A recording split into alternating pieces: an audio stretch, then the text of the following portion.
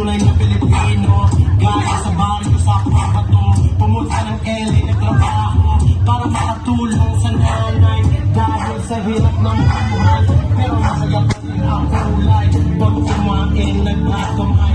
Yung kanin, chicken at ko. Yung dollar binibenta sa kampo.